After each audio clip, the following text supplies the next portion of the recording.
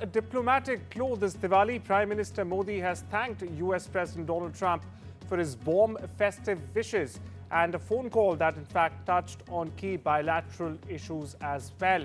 Now, in a post on social media platform X, the Prime Minister expressed hope that India and the US in fact continue to illuminate the world with hope and, more crucially, stand united against terrorism in all its forms. President Trump, meanwhile, marked Diwali with traditional lamplighting at the White House, surrounded by Indian-American members of his administration. Now, just before the ceremony, he confirmed his call with PM Modi, saying it focused mainly on trade. Now, Trump also repeated that India would not be purchasing significant quantities of Russian oil in the future. Listen in to Trump's remarks, followed by my colleague Priyanka Deo. Americans, let me also extend our warmest wishes to the people of India. I just spoke to your Prime Minister today. We had a great conversation. We talk about trade, we talk about a lot of things, but mostly the world of trade. He's very interested in that. Although we did talk a little while ago about let's have no wars with Pakistan. And I think the fact that trade was involved, I was able to talk about that. And we have no war with Pakistan and India. That was a very, very good thing. But he's a great person, and he's become a great friend of mine over the years. In a few moments, we'll light the diya as a symbol of faith in the victory of light over darkness. It's a beautiful term, light over darkness. That's what it's all about. It's knowledge over ignorance and good over evil. I mean, this was the White House Diwali celebration, so a little unsurprising, but Donald Trump once again spotlighted Prime Minister Narendra Modi, as you heard, just calling him a great person and a great friend. The US president used the holiday in a really wise way, politically strategic, to highlight US-India ties, saying again that he had spoken with Modi and even suggesting that India would not be buying much oil from Russia. Now, that's more rhetoric than reality, if you can say. The MEA has neither confirmed nor denied it, but what it does enforce and reinforces India's growing role in Washington, D.C.'s strategic narrative. So within hours, PM Modi publicly responded on X, thanking Trump for his warm Diwali greetings. And he also said that the two great democracies will continue to illuminate the world with hope and, most importantly, stand united against terrorism in all of its forms. So it's a message of alignment. It's a subtle reminder that security cooperation remains at the heart of US-India relations. And meanwhile, the other important thing here to consider is that Trump confirmed that his planned meeting with Vladimir Putin in Budapest is off for now, saying that he does not want a wasted meeting. So in one day, Trump has extended warmth towards India, set conditions with Russia, and also signaled that his brand of diplomacy will be measured strictly by leverage and results. So we will see. But what we can see is that US-India are on talking terms. They both respect each other, which gives the signal that talks are ongoing in a positive way. Stay with Washington, where US President Donald Trump has in fact said his plans for a swift meeting with Russian leader Vladimir Putin is on hold. Why? Because he doesn't want it to be a waste of time. In his words, it was the latest twist in Trump's stop-and-go effort to resolve the war in Ukraine.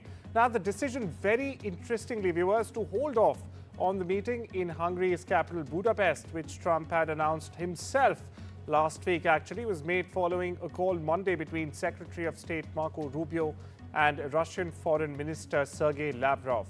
Trump's hesitancy will likely come as a relief to the European leaders who have accused Putin of stalling time with diplomacy while also trying to gain ground on the battlefield. My colleague Vishal Vivek gets us the latest, but first, let's listen in to what Trump said. The meeting with Vladimir Putin is canceled or put on hold. Do you know what happened there, and does that affect your decision whether or not to send Tomahawks? No, I don't want to have a wasted meeting. I don't want to have a waste of time, so I'll see what happens. But we did all of these great deals, great peace deals. They're all peace deals, agreements, solid agreements, every one of them. But this one, and I said, go to the line of battle. The battlefield lines, and you pull back and you go home, and everybody take some time off because you got two countries that are killing each other. Two countries that are losing 5,000 to 7,000 soldiers a week. So we'll see what happens. We haven't made a determination. So this seems to be, in a line of flip-flops that Trump has, showcased in the last few weeks.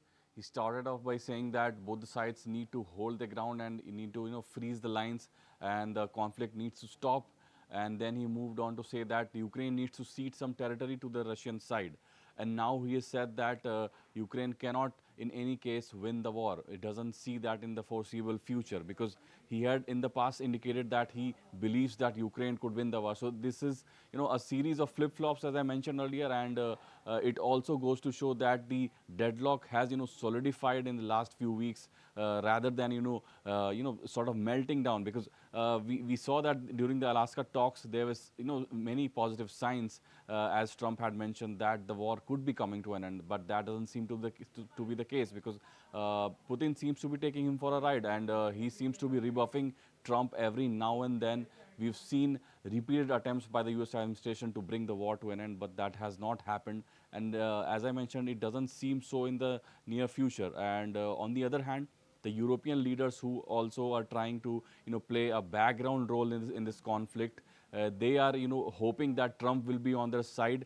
They are praising Trump in a way that he is trying to bring the conflict to an end. But as I mentioned, the deadlock continues, and the war is nearing its 4-year mark now, and close to 1 million people could have died. And as I said, the future does not see really good, does not hold really good for the both sides.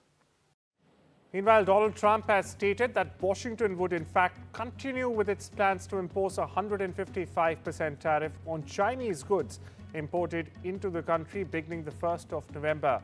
Now, this despite expressing his desire to maintain amicable ties with Beijing. Responding to a question whether tariffs would indeed be considered on China, as they have been on Russia's largest oil importer, India, the US President said right now, as of November the 1st, China will have about 155% tariffs on it. I don't think it's sustainable from them.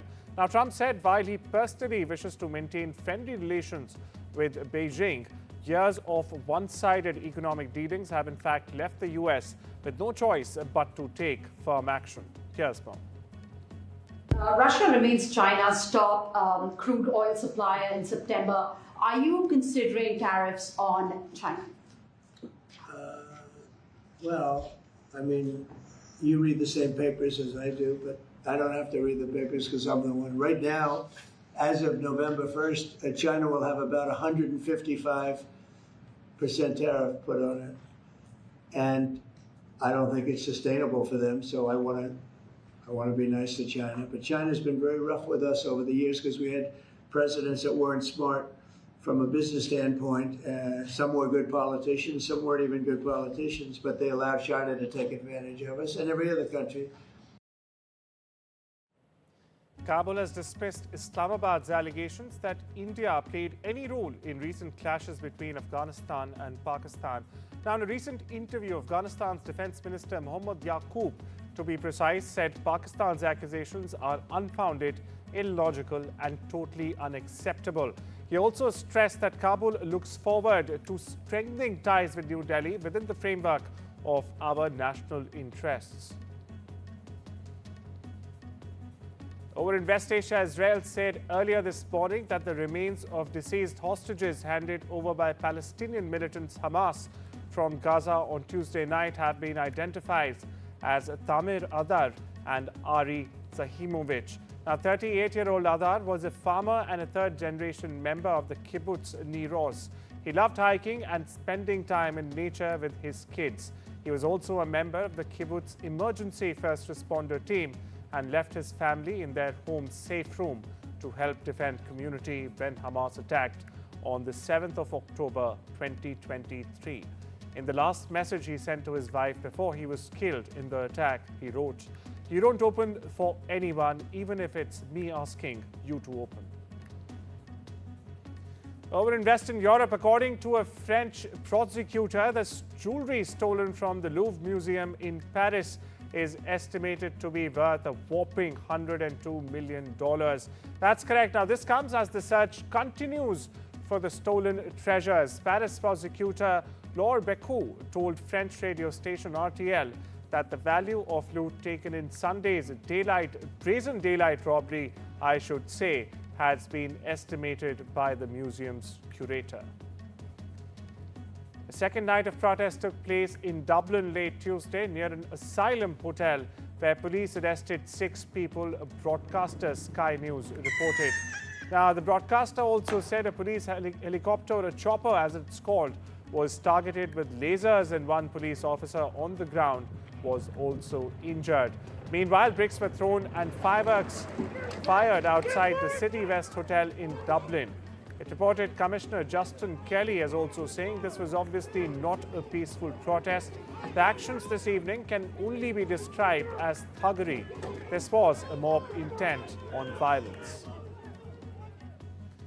Over in Peru, the president has declared a 30-day state of emergency Tuesday in the capital Lima and the city of Callao to tackle a wave of crime that has not stopped despite 2 other eerily similar states of emergency declared earlier this year. Now, in a televised message, viewers lasting less than a minute, Jerry said that he was beginning to change the history of the fight against insecurity in Peru and that the new state of emergency presents a new approach where the country is moving from defense to offense. Now, the state of emergency also curtails certain constitutional rights. These include the mass gathering unless they have permission. Listen in. Compatriotas, la delincuencia ha crecido de manera desmesurada en los últimos años, causando un enorme dolor en miles de familias y perjudicando además el progreso del país. Pero esto se acabó. Hoy empezamos a cambiar la historia en la lucha contra la inseguridad en el Perú. El estado de emergencia aprobado por el Consejo de Ministros entra en vigencia a las 00 horas y por 30 días en Lima Metropolitana y el Callao. Y presenta un nuevo enfoque. Pasamos de la defensiva a la ofensiva en la lucha contra el crimen. Una lucha que nos permitirá recuperar la paz, la tranquilidad y la confianza de millones de peruanos. Las guerras se ganan con acciones, no con palabras. ¡Viva el Perú! ¡Viva! A rare tornado tore through another in Paris suburb on Monday, viewers, killing 1 person and injuring 4 others. It's also uprooted trees and damaged property. Meanwhile, the town of Vermont, around 20 kilometers north of capital Paris, was one of the hardest hit, but the tornado caused damage in various other regions as well.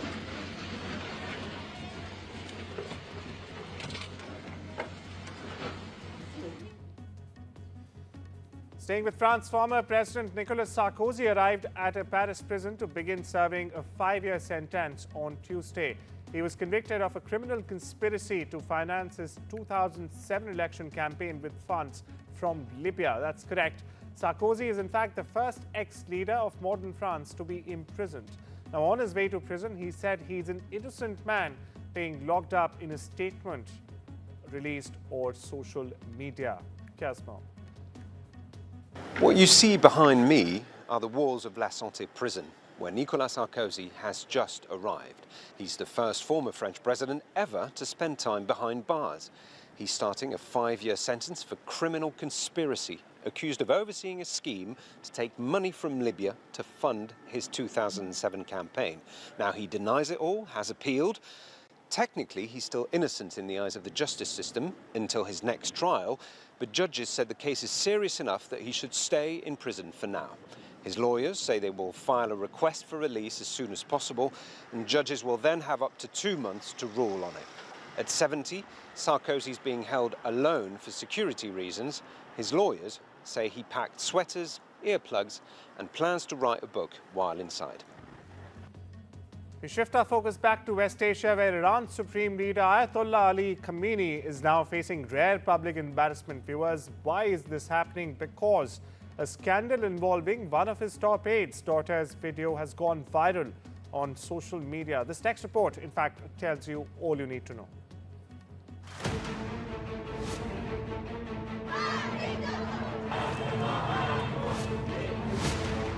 A white low-cut strapless dress,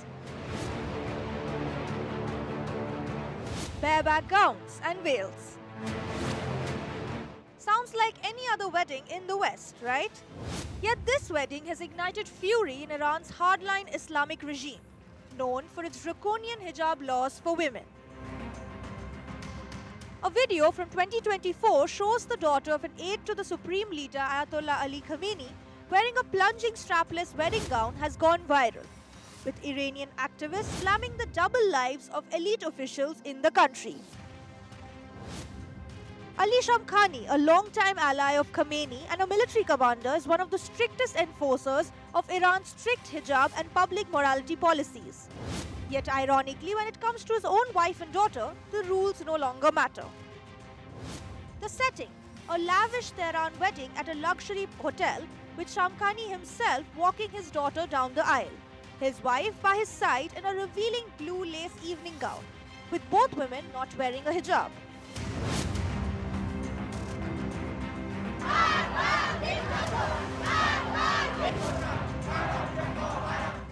In fact, it was Shamkhani, the former head of Iran's Supreme National Security Council, who was behind the brutal crackdown on the anti-hijab protests that erupted in 2022 after the death of Mahsa Amini. Amini, a 22-year-old woman, died after being beaten by morality police for allegedly not complying with the hijab rules. Amini's death ignited global outrage and calls for justice. But for many in Iran, justice still feels distant. While Shamkhani accuses Israel of leaking the video, it has reopened deep wounds in Iranian society, exposing the glaring double standards between those in power and the people they govern. For a regime built on control and conservatism, the veil of moral authority is now slipping. NDTV Bureau Report.